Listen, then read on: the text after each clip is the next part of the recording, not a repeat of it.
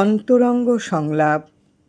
আজ আবার চৌরাস্তার চৌমুহনীতে ঘটে গেল এক মহা অঘটন।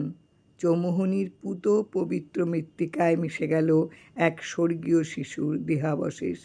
এতকাল যে ভূমি ধন্য হয়েছে, যার পবিত্র শ্রীচরণ ধুলার পরশে তিনি এ মাটি ধন্য করে দিলেন এ ধূলি শয্যায় মিশে। আজ তাই চৌমুহনী তারই ভাবের সমাধিভূমি, সমাধিক্ষেত্র, এক তীর্থক্ষেত্র।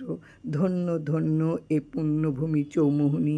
এ সমাধিক্ষেত্র এক অক্ষয় কীর্তি যেন। প্রতি বছর অক্ষয় তৃতীয়ায় এ শুভ লগনে কে যেন লক্ষ লক্ষ লোকেরে আপন গৃহ সংসার হতে টেনে আনেন। তারই প্রেমাকর্ষণে সকলেই ছুটে আসেন জানাতে তাদের প্রাণের আকুতি, ভক্তি, প্রণতি। কি জানি কি আবেগে ছুটে আসে সবে, ভাবে জড়াজড়ি গড়াগড়ি দিয়ে হেতায় জীবন জ্বালা জুড়ায়। ভাবের সমাধিক্ষেত্রে এসে ভুলে যান সকলে ধর্ম ভেদাভেদ, ভুলে যান অভিমান। তারই মহা আবেশে এসে সকলের হৃদয়ে জেগে ওঠে ভাব, ভক্তি, প্রেমপ্রীতির মিলন সম্মিলন আর আত্মনিবেদনের মহাভাব। ওগো আমার প্রাণের ঠাকুর, জুড়াতে তাপিত জীবন, ধোয়াতে ওই রাঙা শ্রীচরণ, এসেছি সকলই তোমারে এ ভাব সমাধিধামে। পরে ভূতলে নমিনু এই পদযুগলে, স্পর্শিনু তোমারে আদরে সোহাগে, সপিনু এ দেহ মন প্রাণ ও প্রাণের গভীরে। অক্ষয় তৃতীয়ার এ পুণ্য লগনে শূন্য হাতে কেহ আসেনি এখানে, সাথে করে নিয়ে এসেছি হৃদি নির্ঝরের সুনির্মল বাড়ি। ওরে, এটা নহে কেবল ডাবের জল, এ তো ভক্তি ভাবাপুত হৃদয় নিঃসৃত হৃদি যমুনার জল। এ ভাব যমুনার জল আর দুনয়নের ভাবাশ্রু প্রেমাশ্রু ধারা একাকার হয়ে অন্তরে মধুমাখা হরিনাম জপতে জপতে সমর্পণ করব তব শ্রীচরণে। ওগো ঠাকুর, তোমার শ্রীনাম ভজন আর শ্রীরূপ তর্পণের সাথে সমর্পণের ভাব জাগিয়ে দাও সবার চিতে। আজ সকলে তোমারই সমাধি স্থানে এসে স্পর্শিনু তোমায় নিজেরা পবিত্র হতে। তোমারই সুপবিত্র পরশে যেন মুছে যায় যত গ্লানি, ঘুচে যায় যত দ্বিধা দ্বন্দ্ব ভালো মন্দ, দূর হয় যত মোহ শোক ভয়।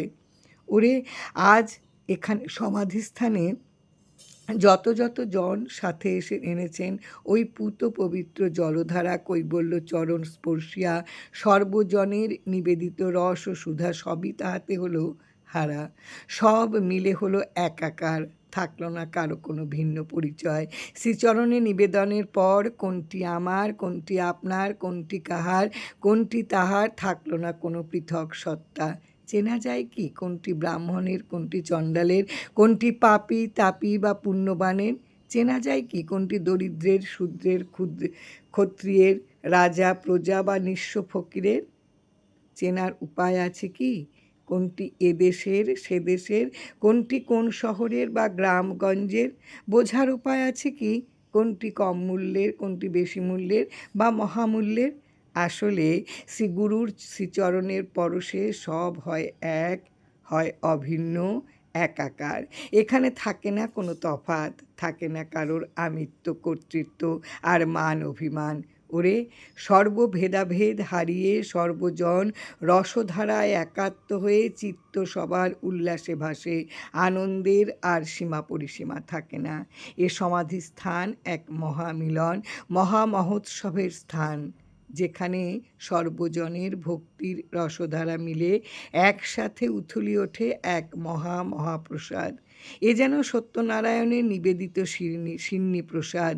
সব ছিন্ন ভিন্ন করে, সর্ব অংশের নির্বংশ করে, সর্বকর্তৃত্ব আমিত্ব ঘুচিয়ে, সর্বকুলশীল মান অভিমান চূর্ণ বিচূর্ণ করে যেন এক খিচুড়ি মহাপ্রসাদ।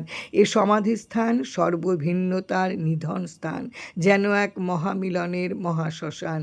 অন্তিম যজ্ঞে মহামিলনের প্রয়োজনে এখানে অহোরাত্র চলে শ্রীনাম যজ্ঞ, শ্রীনাম কীর্তন, মহাসংকীর্তন। এই মহামিলনের মহা উৎসবে মানা নেই কারোর তরে।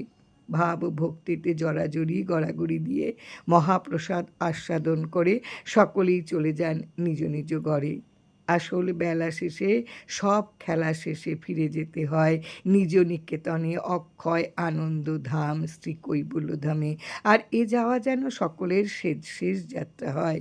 ভাবের জগৎ ছেড়ে কেউ যেন অভাবের জগতে না ফিরে, এ হোক মহা অভিলাষ। এ মহালগন মোর চিত্ত মাঝে বেজে ওঠে সুর, ওগো সুন্দর আমার পরাণবাসীতে বাজো বাজো বাজো, ওগো সুন্দর আমার হৃদয় মাঝারে অপরূপ সাজো সাজো সাজো। আজ শুভ অক্ষয় তৃতীয়ার পরম লগনে অশেষ প্রণতি ভক্তি জানাই প্রাণের অক্ষয় ঠাকুরের শ্রীচরণে। অক্ষয় তৃতীয়া অক্ষয় হয়ে থাকুক সবার জীবনে।